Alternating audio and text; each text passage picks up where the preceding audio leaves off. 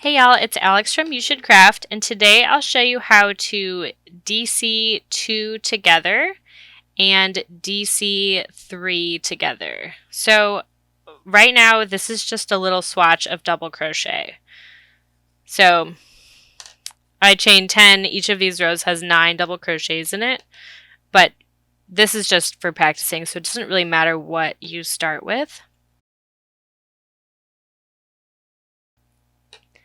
So I'll start with the DC2 together. It's gonna start off the same as a normal double crochet. So I've yarned over. I'm inserting my hook into both loops, yarning over, pulling up a loop, yarning over, and pulling through 2 loops.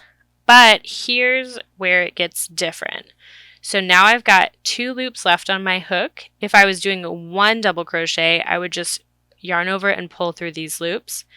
But I want to start a second double crochet. So I'm yarning over, I'm inserting my hook into the next stitch, yarning over, pulling up a loop, yarning over, and pulling through 2 loops. So now I have like 2 half double crochets next to each other, and I've got 3 loops on my hook. So this is the DC2 together, and that's because I've got 2 double crochets.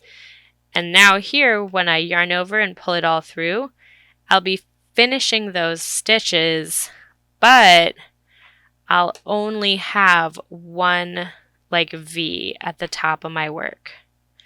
So again, here's the DC2 together, yarn over, insert my hook, yarn over, pull up a loop, yarn over, pull through 2 loops.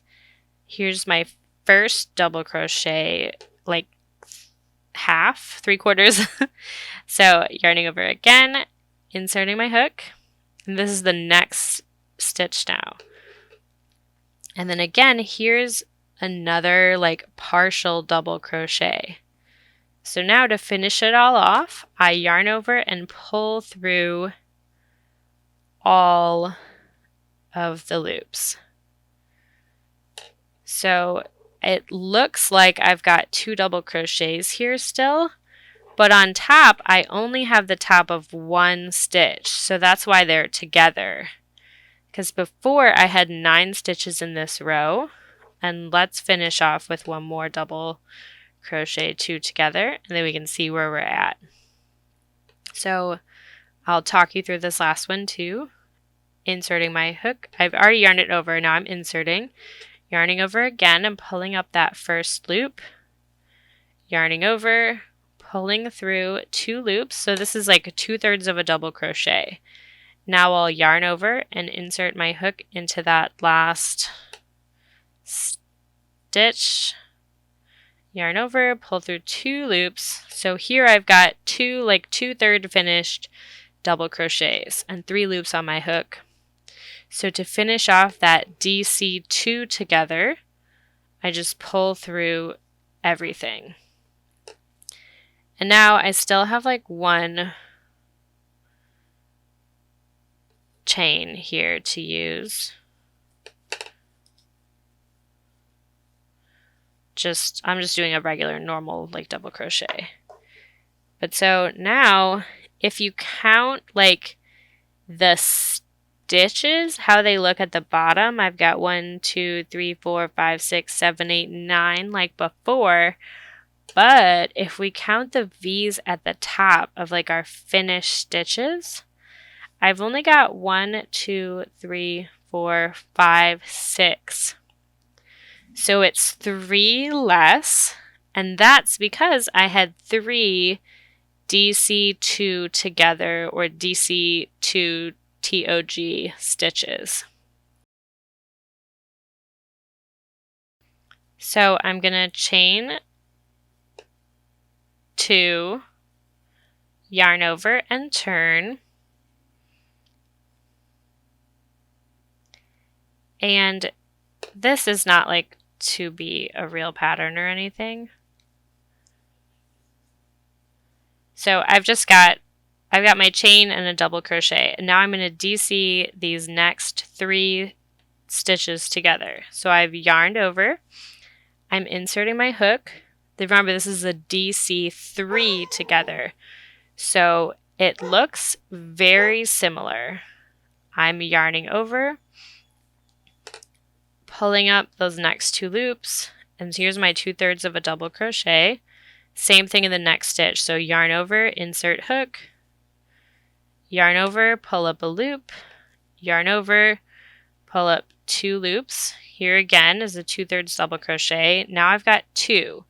So for the DC2 together, I would just pull through all these loops and be done. But for the DC3 together, we need 1 more. So yarning over, inserting my hook into the next stitch, yarning over, pulling up a loop, yarning over, pulling through 2. So now I have 3 like 2/3 finished double crochets. So I can yarn over and pull through all 4 of the loops that were on my hook, and that's it. So now I've just got like 1 stitch left in this row, so I'll just do a regular double crochet. So you might be wondering why you would need to do these decreasing stitches, the DC2 togethers and the DC3 togethers. And I already kind of spoiled it, but it's for decreasing, potentially. So you might use it in shaping, like in garments. You might use it to crochet shapes, like a triangle or like a trapezoid could have some decreases. You might also use it if you were making like a big shawl. Sometimes those like triangular shawls start out with, you know, like a lot of stitches and then they get smaller as they go.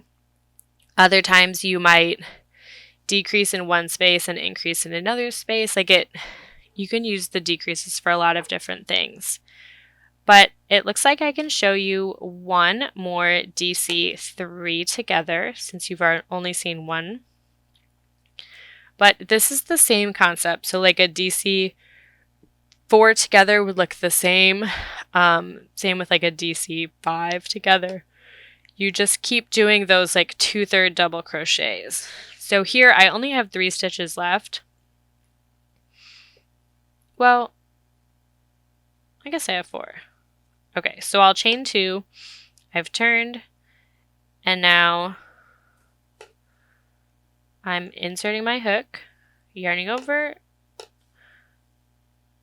pulling through 2 loops. Here's 1 2/3 double crochet, yarn over, insert hook, yarn over to pull up a loop, yarn over to pull through 2 loops. Now I've got 2 2/3 double crochets, and here's my last one from my DC3 together.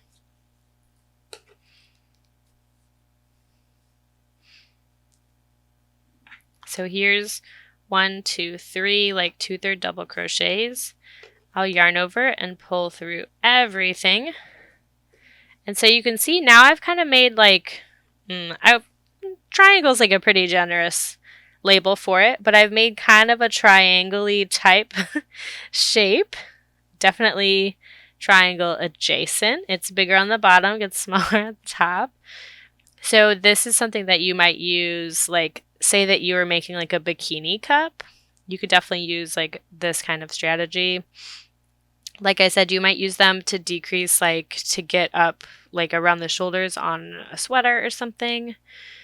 Totally up to you.